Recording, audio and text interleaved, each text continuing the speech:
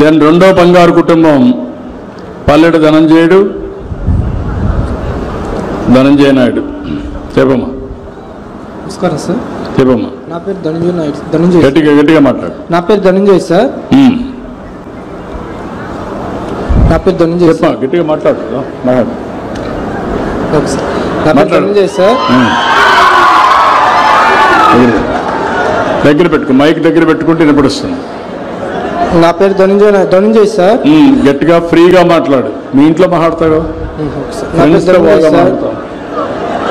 మా ఫ్యామిలీకి వెన్నెముక్కలాగా మా బ్రదర్ ఉండేవారు సార్. మా బ్రదర్కి హెల్త్ ఇష్యూ అయ్యి హాస్పిటల్ ఎన్నో సంవత్సరాలు బట్టి తిప్పాం సార్. కానీ ఏమాత్రం న్యాయం జరగలేదు. కానీ హాస్పిటల్లో చనిపోయారు సార్. అతను హాస్పిటల్ నుంచి తీసుకురావడానికి కూడా మా దగ్గర ఎటువంటి అమౌంట్ లేక మా ఈదులో ఉన్న కొంతమంది దాతలు అమౌంట్ ఇచ్చి అతను అక్కడి నుంచి హాస్పిటల్ నుంచి తీసుకొచ్చారు సార్. అప్పుడు నేను హైదరాబాద్లో ఉండేవాడిని సార్. ఆయన చూడటానికి కూడా నాకు అవ్వలేదు సార్. ఆయన చూసే ఒక ఇది కూడా నాకు లేకుండా అయిపోయింది సార్ వాళ్ళు. ఆ తర్వాత నేను ఇంటికి వచ్చాను సార్. ఇంటికి వచ్చేసరికి చూద్దామన్నా సరే ఆయన ఫేస్ కూడా నా ముందు లేదు సార్. నేను చాలా బాధపడ్డాను సార్. తర్వాత ఏమో మా ఫ్యామిలీ బాధ్యత అంతా నా మీదకి వచ్చింది సార్. మా మదర్ అండ్ మా ఫాదర్ ఇద్దరు కూడా ఓల్డ్ ఏజ్ సార్. వాళ్ళు ఏం పని చేయలేరు.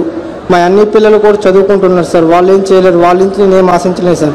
కానీ మా ఫ్యామిలీ కోసం నేను ఏదో ఒకటి చేయాలి, ఏదో ఒక వాళ్ళకి ఫుడ్ పెట్టాలనే ఉద్దేశంతో నేను వైజాగ్ వెళ్ళిపోయాను సార్. వైజాగ్ వెళ్ళిపోయిన తర్వాత అక్కడ నేను ఏం చేయాలో నాకు తెలియదు. నాకంతా చీకటి, ఏం చేసినా నాకేం కనబడుతుంది. చేయించే ఆధారం కూడా నాకు ఎవరూ లేదు సార్. నేను చేద్దామన్నా నాకు ఎవరో పనిచ్చేవారు కూడా లేదు. నా డిగ్రీ కంప్లీట్ అయిపోయింది కానీ నాకు తగ్గ జాబ్ కూడా ఏమీ రాలేదు సార్. నేను ఎంతో వెయిట్ చేశాను కానీ ఎన్నో తిరిగాక నేను చాలా ఇంటర్వ్యూలు ఫేస్ చేశాను సార్. ఎవరు నాకు ఏ జాబ్ ఇవ్వలేదు. కానీ నేను లాస్ట్కి ర్యాపిడో, స్విగ్గీ అనేవి ఇవి ఫేస్ చేస్తూ వీటి చేశాను సార్. ఇవి చాలా చేసి ఎంత చేసినా కష్టానికి ఫలితం అనేది వచ్చేది కాదు సార్.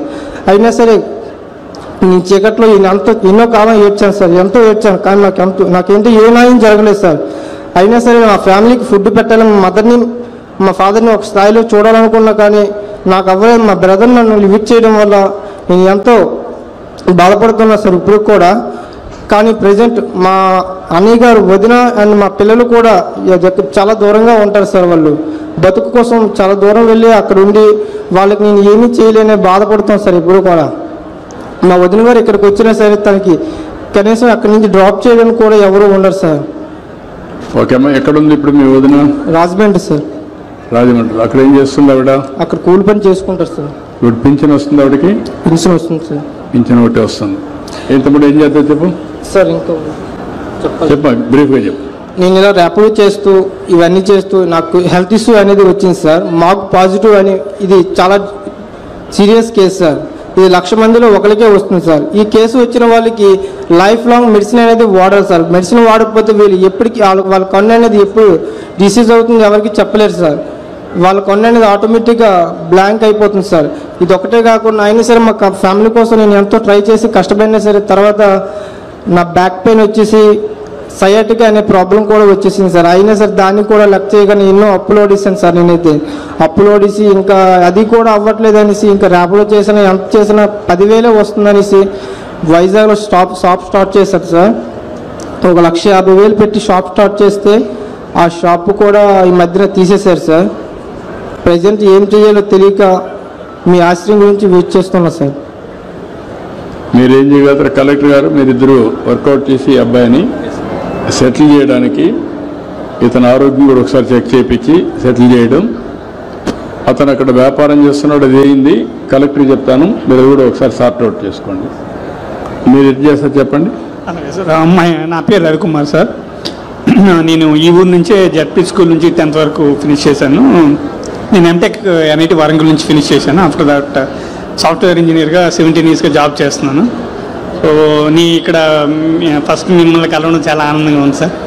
సో నాకు ఇక్కడికి వచ్చిన తర్వాత ధనంజయ్ తాలూకా ఫ్యామిలీ కలిశాను. వాళ్ళకి చాలా ఇబ్బందులు ఉన్నాయి. వానికి గాడ్ అన్లాక్ వల్ల తను ట్రై చేసినా ఆయనకి హెల్త్ సపోర్ట్ చేయలేదు.